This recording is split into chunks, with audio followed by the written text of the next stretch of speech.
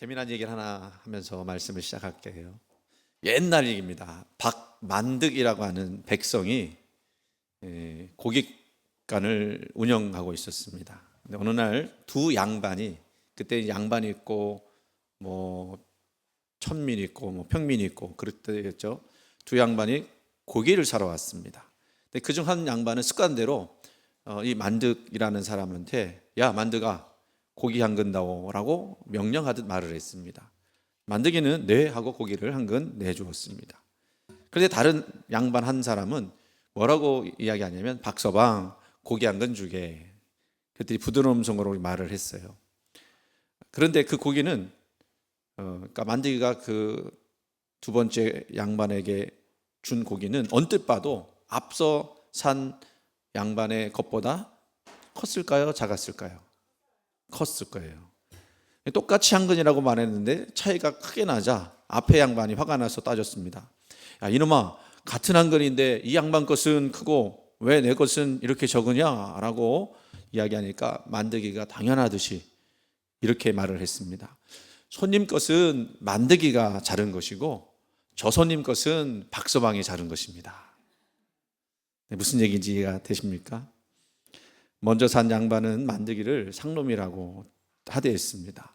나중 산 양반은 그 사람을 한 인격체로 대우해 주었습니다. 그 나와 너의 관계를 한번 깊이 한번 생각해 볼 수 있는 이야기입니다. 여러분, 너와 나의 차이는 뭐겠습니까? 너와 나의 차이, 그것은 점 하나입니다. 그 점을 안으로 넣으면 너가 되고 밖으로 빼면 나가 됩니다. 그런데 이 점은 위치로 말하고 있어요. 나의 점은 밖으로 있기에 혹시 걸리적거리고 상대를 불편하게 할 수도 있습니다.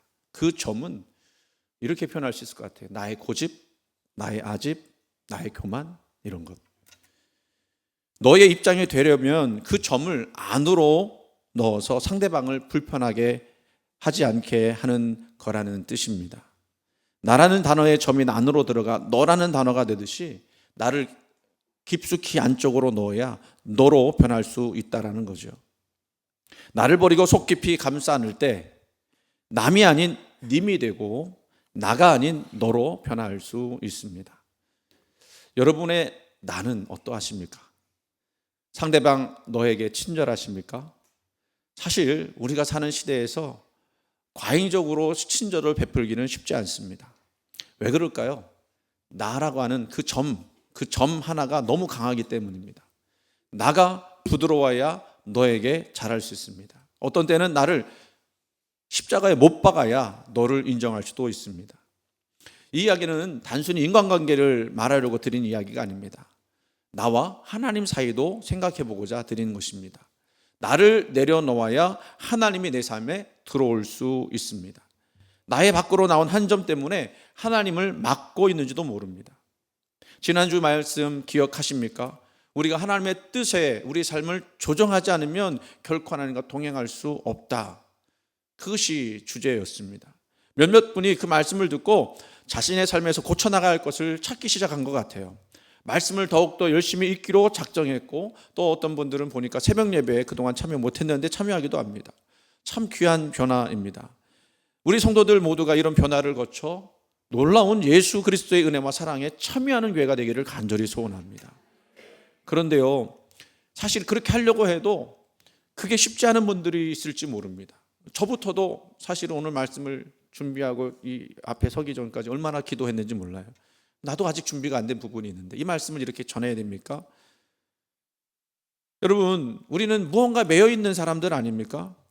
이런저런 사람과 이런저런 일들과 연결되어 얽매여 살고 있습니다. 그래서 이 얽매임에 대해서 병이라고 표현하는 사람들도 있습니다. 그것을 메인병이라고 이야기하는데, 이 말은 맥스 루케도라고 하는 분이 예수님처럼이라는 책에서 말한 병이에요. 그러니까 사실은 뭐 의학적으로 있는 병은 아닌데 그렇게 말을 한 겁니다. 스톡티티스라고 하는 그런 말인데요. 스톡이라고 하는 말은 꼼짝 못한다 이런 뜻이거든요.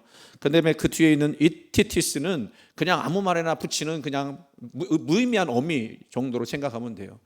그러니까 있는 것 같기도 하고 없는 것 같기도 하는 병이라고 하는 거죠. 근데요, 이 병은 못 들어서 그렇지 아주 흔한 질병입니다. 사람들은 어디엔가 매여 있어 편안함을 느끼죠. 매여 있다가 풀리면 허전하기도 하고 정체성의 상실을 느끼기도 합니다. 어떤 소속감을 가지게 되면 그 속에서 우리는 편안함을 느끼죠. 오늘 우리 다인이가 해화교회 와서 열심히 신앙생활을 원한다 그랬는데, 여기서 소속감을 느낀다면 마음의 영적인 편안함을 느낄 것입니다. 그래서 어떤 누구에게는 이 매여 있는 것이 예속감으로 느껴져서 편안한 것이 될 수 있습니다. 그런데 누구에게, 무엇에게 매여 있느냐, 그것이 문제죠. 매여 있을 만한 것들에 매여 있다라고 하면 그건 복이에요. 근데 그렇지 않은 것들에 매여 있으면 그건 구속이 됩니다. 가족이 가정에 매여 있어야 정상이고, 남편은 그 아내에게 매여 있어야 정상이고, 또 아내도 남편에게 매여 있어야 정상입니다. 이렇게 편안하게 된 거죠. 서로 든든한 버팀목이 된다라고 말씀드릴 수 있습니다. 그런데 매이지 말할 것, 그런 것들 매게 되면 어떻게 되겠습니까? 우리가 오늘 말씀 그 이야기도 해보고 싶었는데, 여러분 너무 스마트폰에 너무 매여 있지 않습니까? 오늘 말씀 들으면서 우리가 고쳐야 될 것, 조정해야 될 게 뭐가 있을까? 단 한 가지만이라도 해본다면 스마트폰 시간을 좀 줄여보자. 그리고 대신에 기도 시간을 5분이나 더 늘려보자. 그거를 여러분 오늘 생각하면서 말씀 들었으면 좋겠어요. 여러분은 어디에 매여 있습니까? 여러분의 매여 있는 것이 행복한 것입니까? 행복을 줍니까?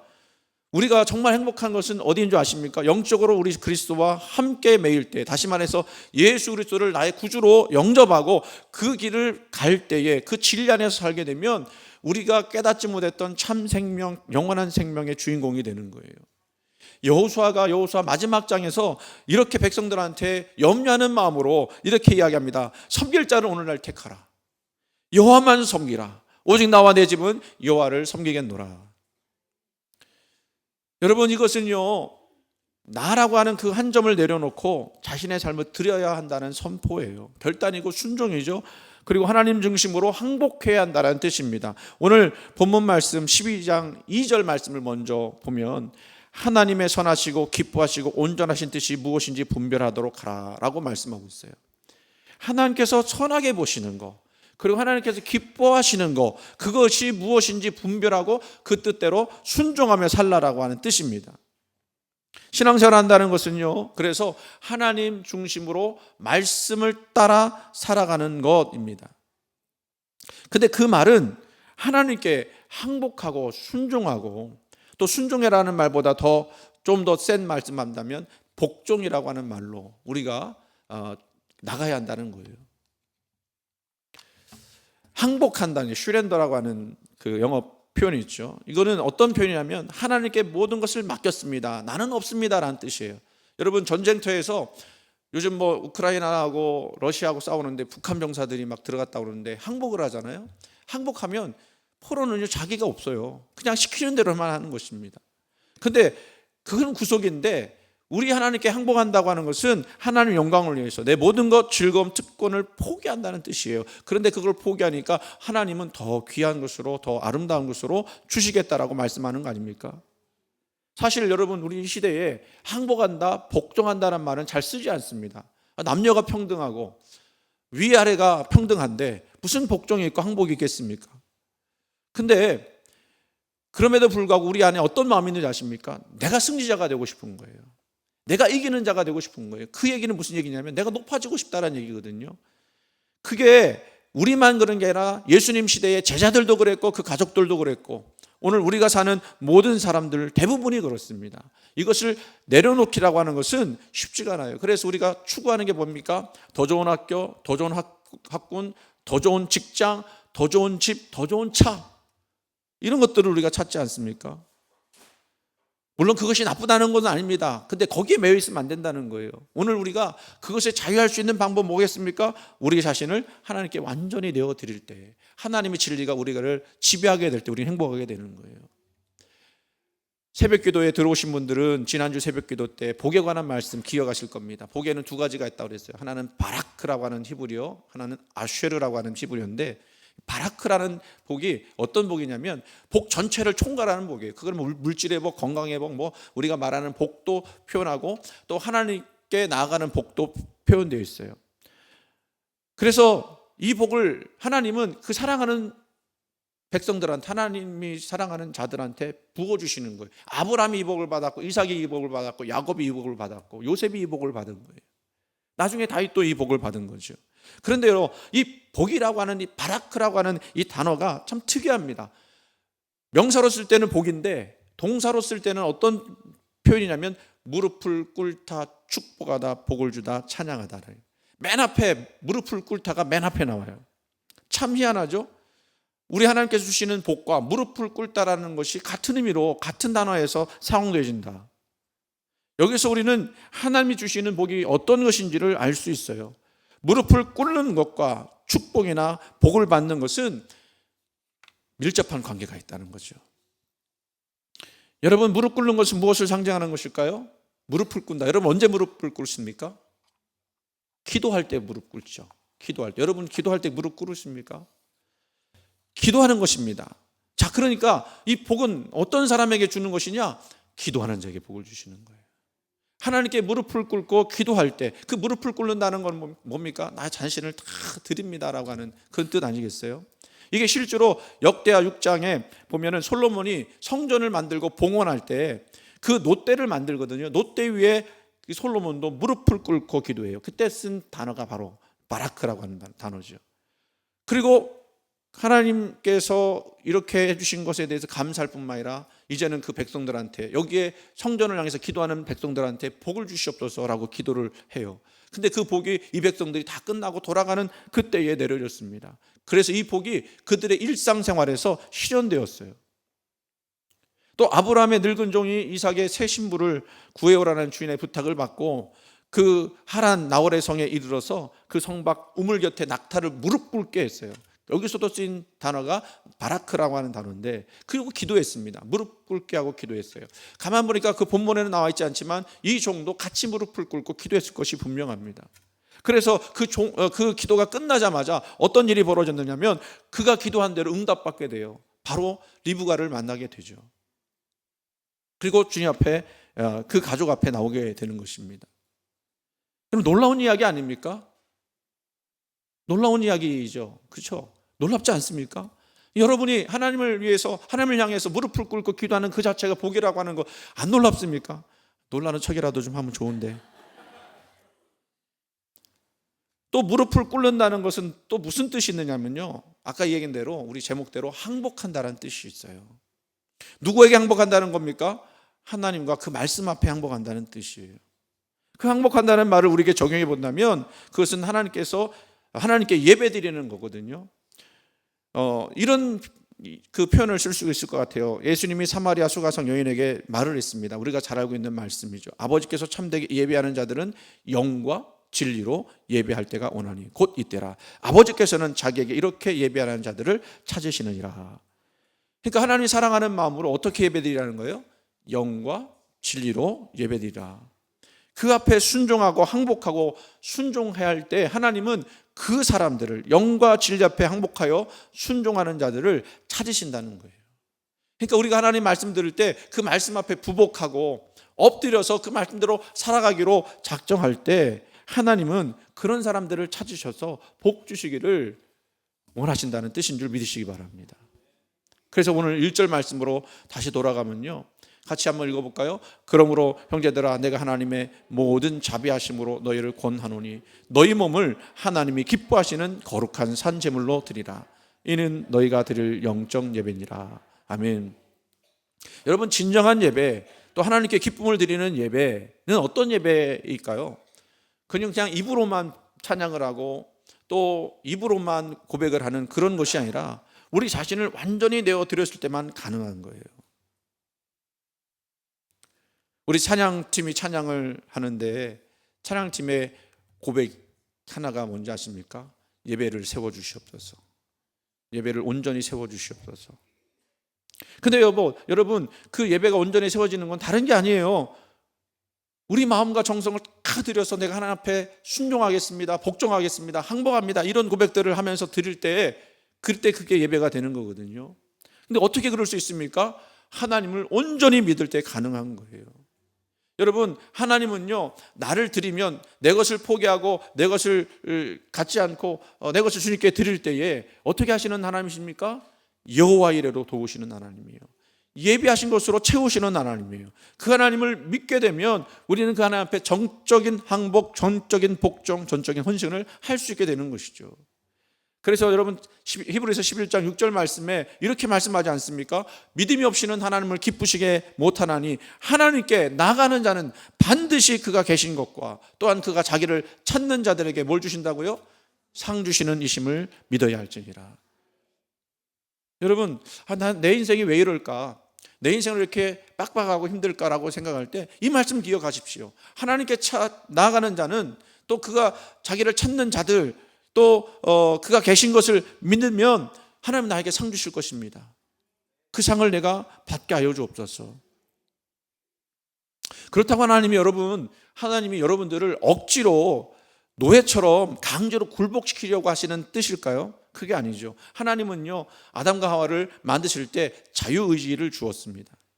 자유의지를 가지고 있기 때문에 어떤 사람은 예수님을 나의 구세주로 영접하는 사람이 있는가 하면 어떤 사람은 예수님을 반대하는 사람도 있는 거예요. 그게 왜 그러냐면 자유의지 때문에 그래요. 근데 그 자유의지 때문에 우리는 하나님께 나 스스로가 온전하게 나갈 수 있을 뿐만 아니라 그분을 나의 구세주, 아버지, 창조주로 믿을 수 있다는 것이죠. 하나님은 그런 사람을 찾으시는 거예요. 하나님은 로봇을 원하시는 것이 아닙니다. 그냥 1 더하기 1은 2다 이렇게 공식적으로 막 튀어나오는 그런 고백이 아니에요. 우리의 생각, 성품, 그것들을 다 포기하는 게 아니고요. 다만 우리 삶의 운전대를 하나님께 드리기를 원하시는 거예요.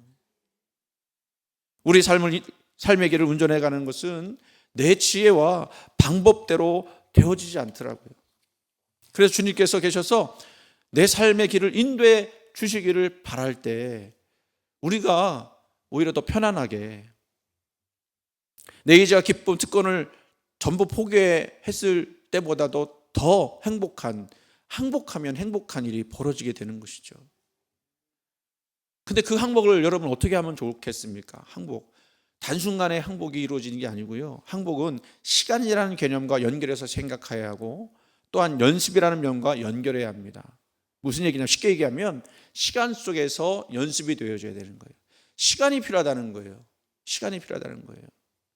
그래서 매일매일 연습하면서 나가 하나님 앞에 항복하는 훈련들을 할 때 그 시간 속에서 우리가 더 하나님의 사람으로 성숙해 가고 성장해 나가는 거죠. 이것을 우리는 언제 해야 되냐면 평생 해야 하는 거예요. 그래서 오늘 본문에서 너희 몸을 하나님이 기뻐하시는 거룩한 산 제물로 드리라. 이는 너희 드릴 영적 예배니라 라고 말씀했는데, 여러분 거의 너희 몸이라고 하지 않습니까? 그런데 이렇게 표현할 수도 있잖아요. 너희 영을, 너희 마음을, 너희 정성을 이렇게 표현할 수 있지 않겠습니까? 근데 뭐라고 했다고요? 너희 몸이라고 했어요. 몸은 헬라어로 소마라고 하는 말인데 그냥 우리 육신을 말하기도 하지만 그 확대한 개념은요, 전인격이에요. 더 whole person이에요. 전인격. 내 존재 전체, 내가 생각하고 느끼고 또 감정을 갖고 하는 그 모든 것들을 의미하는 거예요.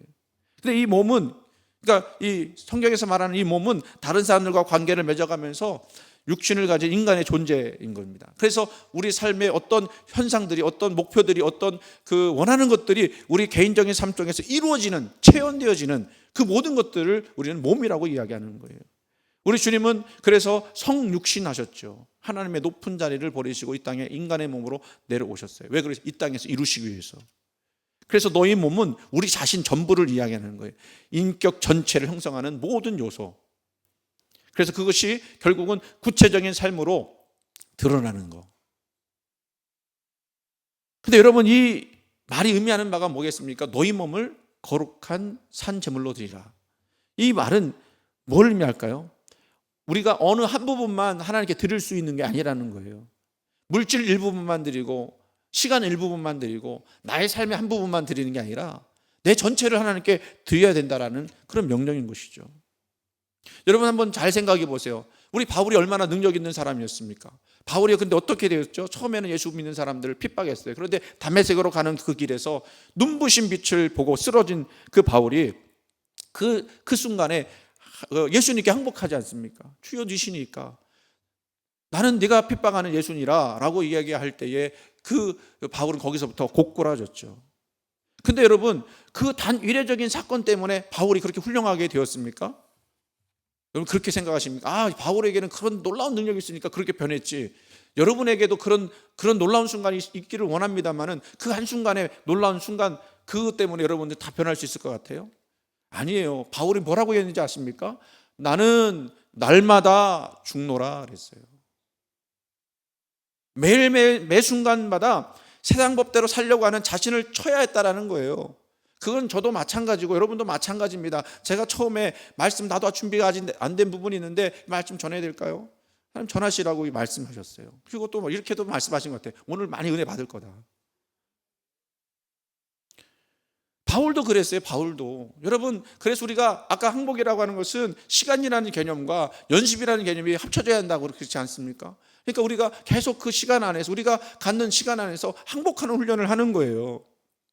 그러니까 예수님도 누가복음 9장 23절에 또 무리에게 이르시되 아무든지 나를 따라오려거든 자기를 부인하고 날마다 제 십자가를 지고 나를 따를 것이니라. 여러분 이 말씀을 외우시지 않습니까? 이 말씀을 순간순간마다 떠올리지 않습니까? 여러분 자기를 죽여야 돼요. 십자가 져야 돼요. 수요일에도 우리 목사님이 소개했는데 리처드 포스터라고 하는 그런 사람이 있어요. 포스터라고 하는 분은 미국에서 유명한 목사, 교수, 저술가. 그리고 그가 유명하게 된 사건이 하나 있었는데 대학 시절이었어요. 대학 시절에 한 충격적인 체험 때문이었습니다. 그가 청년 봉사단으로 대학 청년 봉사단으로 어디를 가게 되면 저 북극 쪽 알래스카 북극 쪽에 코체부라고 하는 곳에 학교 교사라고 얘기하죠. 학교 공부하는 건물을 건축하는데 그 일을 돕게 되었어요. 하루는 하수도 공사를 하기 위해서 땅을 파는데 여러분 추운 곳이니까 땅 파지겠습니까? 안 파지겠습니까? 군대에서 그 동계훈련 할 때 하신 분들 아시겠지만 그 땅을 파갖고 밑으로 들어가거든요. 땅을 파면요 얼으면요 이만큼씩 마치 표피가 이렇게 떼어져 나와요. 근데 그게 거기도 마찬가지지만 뭐 땅이 녹았을 때 팠다고 했지만 단단한 땅이었고 그게 무척 고됐다라는 거예요. 그러니까 리처드가 짜증나고 내가 괜히 왔나 보다. 이렇게 고생할 거 오지 말았을 걸 하고 억지로 일을 하고 있었는데 이때 그 현주민 원주민이죠. 에스키모 아저씨가 곁에 와서는 함께 일을 했습니다. 근데 그 손이 너무 거칠어서 짐승의 가죽 같다라고 표현을 했어요. 근데 이분이요 줄곧 콧노래를 부르며 찬송가를 계속 부르는 거예요. 그러다가 이 소리를 멈추더니 그 투덜투덜하면서 이야기하고 있는 리처드에게 뭐라고 얘기했냐면 젊은이 이런 곳에 학교를 세우니 얼마나 좋은 일인가. 자네가 지금 이 땅을 파고 있는 것은 하나님의 영광을 위해서야. 근데 충격을 받았어요. 왜 충격받았냐면 북극지대에서 짐승처럼 일하는 그 무식한 에스키모가 하나님의 영광을 위하여 땅을 판다라는 말을 들을 때에 아니 어떻게 이런 말을 할 수 있지라는 생각에 충격을 받은 겁니다. 자기는 그동안 모든 일이 자기를 위하고 자기 장래를 위한다는 생각은 했지만 이 모든 것이 하나님의 영광을 위하여 높은 생각을 해본 적이 없었어요. 그러니까 어린아이 같은 때로는 무식한 자가 안다고 하는 어른 유식한 자를 깨우치게 되는 거죠. 그 북극지대에서 만났던 이름 없는 에스키모 한 가지를 하나님 영광을 위하여 산다는 그 짐승 같은 손을 가졌던 에스키모 얼마나 사실은 고귀한 크리스천입니까? 그래서 그 이후에 두 번째 회심을 한 거죠. 리처드 포스터가 그 에스키모를 그려보면서 신앙생활의 본으로 삼았다고 그래요. 여러분에게 묻고 싶습니다. 여러분은 어떤 마음으로 한 주간을 지내셨습니까? 그냥 살다가 그냥 예배 때가 됐으니까 예배 드리러 오셨습니까? 아니면 하나님을 순간순간 생각해보면서 어떻게 하면 내가 내 삶 속에서 하나님의 뜻을 이룰까 고민하며 또 자기를 쳐서 복종하며 십자가에 자기를 묶으며 지내셨나요? 우리는 그 점 하나를 높이기 위해서 나의 승리를 쟁취하기 위해서 고집 부리면서 살아가고 있지 않습니까? 그래서 우리는요 무슨 싸움을 해야 하느냐? 선한 싸움을 해야 합니다. 본문 2절 말씀이에요. 다시 한번 봅니다. 본문 2절 같이 있습니다. 너희는 이 세대를 본받지 말고 오직 마음을 새롭게 함으로 변화를 받아 하나님의 선하시고 기뻐하시고 온전하신 뜻이 무엇인지 분별하도록 하라. 아멘. 이게 무슨 싸움이냐면요, 우리의 싸움은요, 분별의 싸움이에요. 하나님이 기뻐하시는 것과 그렇지 않은 것들에 대해서 분별하면서 그 싸움을 해 나가는 거예요. 어떨 때는요, 나가 너무 강해서 선하지 않은 것을 쫓을 때도 있습니다. 헛되고 헛된 것들 쫓을 때가 얼마나 많은지 몰라요. 어떤 때는 하나님의 뜻이 아님을 알면서도 따라갈 때가 있어요. 그게 편하니까, 그게 쉬운 길이니까, 내 마음에 내키는 대로 사는 것, 그거 얼마나 편한 일입니까? 그런데도 우리는 무슨 싸움을 해야 돼요? 이 분별의 싸움을 해야 돼요. 그럼에도 불구하고 나 자신을 쳐서 복종시키며 하나님의 뜻을 해 나가야 한다는 겁니다. 사실 우리가 사는 이 인생은요, 전쟁터 같은 세상 아닙니까? 막 싸우고 다투고 치고 피 흘리고 하는. 그런데 성경은 이런 싸움에서 무슨 싸움만 하라고 하냐면 선한 싸움만 하래요. 여러분, 싸움 중에 선한 싸움이 어디 있습니까? 싸움은 다 악하죠. 그런데 그 선한 싸움이 있다는 거예요. 그거 뭡니까? 하나님의 방법대로 살아가는 싸움. 그래서 우리는 이런 생각이에요. 하나님, 우리가 할 수 없는 그 일들을 요구하시는 거 아닙니까? 우리에게 너무 과한 것을 요구하시는 것 아닙니까? 세상에는 쉽고 악한 방법이 많은데 왜 우리만 손해보도록 이렇게 선한 싸움을 싸우라고? 이 싸움하면 분명히 내가 죽어야 되고, 이 싸움하면 내가 반드시 실패할 수밖에 없는 인생처럼 보일 텐데, 반칙하지 않고 부정적인 방법 하지 않고 선하게 싸우라고 하십니까? 근데 여러분, 우리가 믿는 거 하나 있지 않습니까? 그게 뭔지 아십니까? 하나님이 마지막에 심판하신다는 거예요. 믿음의 사람들에게, 또 하나님의 방법대로 살아가려고 했던 사람들에게 생명의 면류관으로 함께 하신 줄을 믿으시기 바랍니다. 그러나 그렇지 않은 사람들에게는 심판, 악의 심판, 최후의 심판이 있어서 그들에게 마땅히 행한 대로 갚으시는 하나님의 역사가 있다는 거예요. 그래서 우리는요, 불의가 당장에 이기는 것 같지만 결국은 정의가 이기는 것이 하나님의 법입니다. 말씀에 이런 말씀 있지 않습니까? 선을 행하여 고난받음이 악을 행하여 고난받음보다 나으니라. 베드로전서 3장 17절 말씀. 그래서 여러분, 우리는 힘들어도 어려워도 어떤 방법을 선택해야 되느냐? 눈물 나고 손해나는 일일지라도 하나님 명령하신 선한 싸움을 해 나가야 합니다. 주 안에서는요, 헛된 고난이 없어요. 하나님은 그 고난을 아주 귀한 재료로 삼으셔서 아름다운 것들을 만들어내시는 그 능력의 손인 줄 믿으시기 바랍니다. 마지막에 말을 하나 하면서 말씀을 마칠게요. 그리고 같이 찬양을 불렀으면 좋겠습니다. 여러분, 찬송가 50장 잘 아실 겁니다. 그 제목이 뭔지 아십니까? 내게 있는 모든 것을 이라는 찬송이에요. 이제 언제 부르는 찬송이죠? 헌금 시간에. 어느 목사님이 미국에 부흥하는 교회 예배에 참여했어요.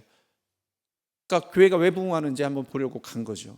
근데 갑자기 찬송가 50장을 부르더라는 겁니다. 그래서 헌금하는 시간인가 보다 하고서 헌금하려고 했더니 그게 아니고 그것을 부르면서 기도하는 거예요. 한 번 부르고 두 번 부르고 같은 곡을 10분, 20분 부르면서 무릎을 꿇고 눈물을 흘리며 손을 들고 찬양하는 그 놀라운 광경을 본 겁니다. 근데 그 후렴 부분에 우리가 뭐라고 부르냐면 주께 드리네, 주께 드리네, 이거잖아요. 근데 영어 표현은요, I surrender all, I surrender all. 나는 모든 것을 항복합니다. 모든 것을 항복합니다. 나는 하나님께 항복합니다. 나는 하나님께 포기합니다.